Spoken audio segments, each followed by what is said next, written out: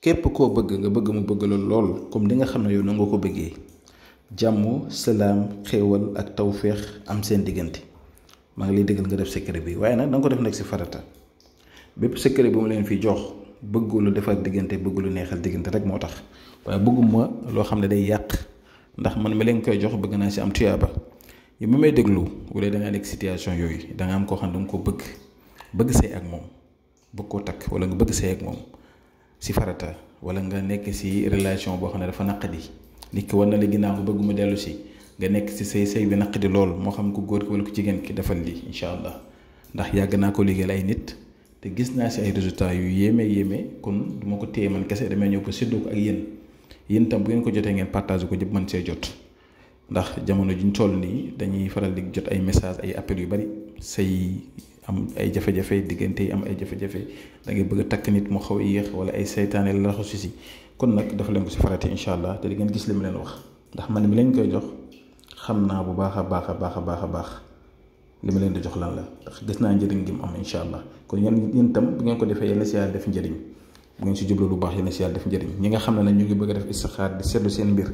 si wàllu diggante wala wàllu yoon wala wàllu tukki wala wàllu liggéey wala lu jëm si wàllu biddiw ndax ki ngay séel wala ki ngay bëggante ndax seen biddiw ànd na mu ngi ñu yónnee message si numéro boobu noonu 76 605 63 19 am na whatsapp incha allah kon secret bi yomb na li ngay njëkk a bind da ngay bind bismillahi rahmaani rahim muy basmala ngay bind 111 fois soo paree nga bind wa amanahum min xawf bi maa ngi yaatal miim yi ma yaatal nag turu ki nga bëgg rek nga fay bind ak santam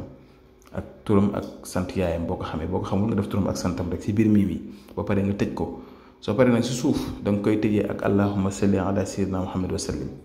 soo paree nag da ngay fexe loolu nga def ko bind ko juróom-ñaari téere lay doon benn bi da nga koy takk benn bi saafara lay doon nga di ko raayoo lu tollu juróom-ñaari fan beneen ba da ngay fexe nga suul ko da nga koy suul beneen ba da ngay fexe nga takk ko foo xam ne bu ngelaw lu ñëwee da koy upp beneen ba da ngay fexe nga def ko foo xam ne day sedd beneen ba da ngay fexe bi nga xam ne mooy 6e bi juróom-benn bi da ngay fexe nga seet fu 10 nga sëf ko fa da ngay seet foo xam ne fu 10 la nga sëf ko fu 10 juróom-ñaareel bi nag da ngay fexe nga takk ko maanaam takk bi nag du nekk loo xam ne da nga koy takk sa yaram wala dara mais bu la neexee mu ngi ko def sa poche wala sa sac wala say bagage kon mbir mu am solo la su ma ko liggéeyee 1 ba 7 noonu laa koy defee lu si nekk rek ak fi nga ko war a def waaw si kàttanu yàlla incha allah rabbi si diir bu gàtt da nga gis loolu yéem si diggante boobu bu dee séparation da see amoon da ngeen dellu si jàmm bu fekkee nit ki dafa la wane ginnaaw dana dellu si bu fekkee ne nit ki da nga am mbëggal si moom te mbëggal bi des sa diggante ak moom mu des laa jublu dana la bëgg dana la faale bu dee nag sëy la boo xam ne dafa xawoon a yëngatu ku góor ki wala ku jigéen ki yenn saa yi mu am nu muy doxalee wala mu wan la ginnaaw dana dellu si te loolu yëpp ay farata la ñu ngi ñaan yàlla képp koo xam ne def na ko rek